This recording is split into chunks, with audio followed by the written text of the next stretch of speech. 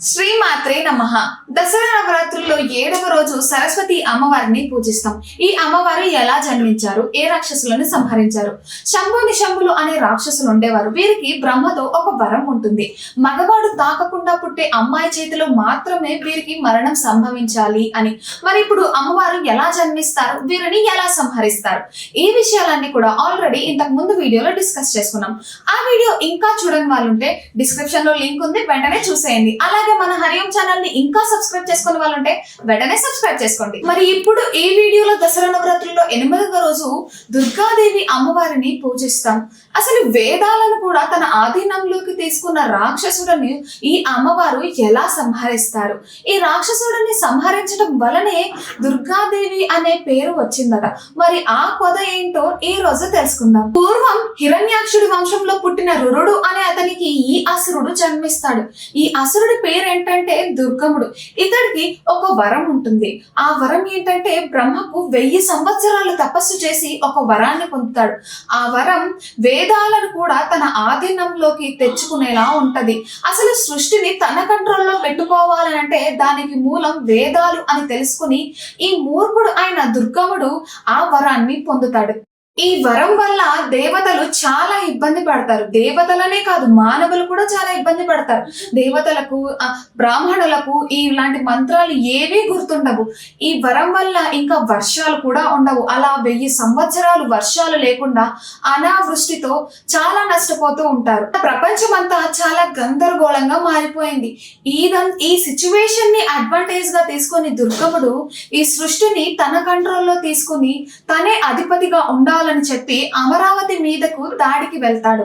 అక్కడ ఉన్న దేవతలంతా ఈ దుర్గముడిని ఎదిరించలేక ఎక్కడి వారు అక్కడికి వేరే చోట్లకి పారిపోయి తలదాచుకుంటారు. ఇంకా ఈ కష్టాలన్నీ భరించలేక హిమాలయాలకు వెళ్ళి ఆ శివుడి దగ్గరకు వెళ్ళి మొరపెట్టుకుంటారు. వీరి కష్టాలన్నీ చెప్పుకుని దీనికి ఏదైనా దారి ఉందా, మరేదైనా దారి ఉంటే చెప్పండి అంటూ ఆ శివయ్యను వేడుకుంటారు. అప్పుడు శివయ్య దీనికి మార్గం ఒక ఆది పరాశక్తి మాత్రమే చెప్పగలరు, ఆవిడే మీకు దారి చూపించగలరు అని అది విన్న దేవతలంతా ఆది పరాశక్తిని, ఆ జగన్మాతను మనస్ఫూర్తిగా ప్రార్థిస్తారు. అప్పుడు ఆ జగన్మాత సీతాక్షి దేవిగా వీరందరికీ కనిపిస్తారు.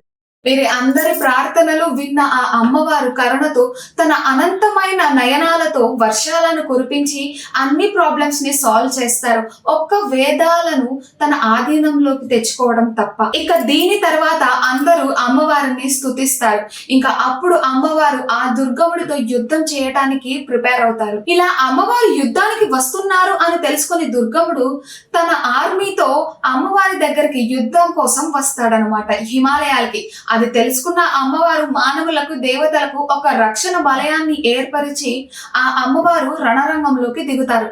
అమ్మవారి శరీరం నుండి బాల, త్రిపుర, కామాక్షి, కాళిక, తరిణి, భైరవి, రామ, బగల, మాతాంగి, తులజ ఇలా అమ్మవారి శరీరం నుండి కొంతమంది దేవతలు బయటకు వచ్చి ఆ దుర్గముడి ఆర్మీని అంతం చేస్తారు. ఇంకా మిగిలింది దుర్గముడు మాత్రమే. ఇంకా ఆ జగన్మాత దుర్గముడి వద్దకు చేరుకుని 4 బాణాలతో తన గుర్రాలను, 1 బాణంతో తన రథసారథిని అంతమందించి ఇంకా 2 బాణాలతో ఆ అసురుడి కళ్ళను, 5 బాణాలతో ఆ దుర్గముడి గుండెను చీలుస్తుంది. ఇంకా జయబేరుల్లో మోగగా ఆ అసురుడు నేలమట్టం అవుతాడు. ఇంకప్పుడు అందరి దేవతలు అమ్మవారికి దుర్గాదేవి అని నామకరణం చేస్తారు.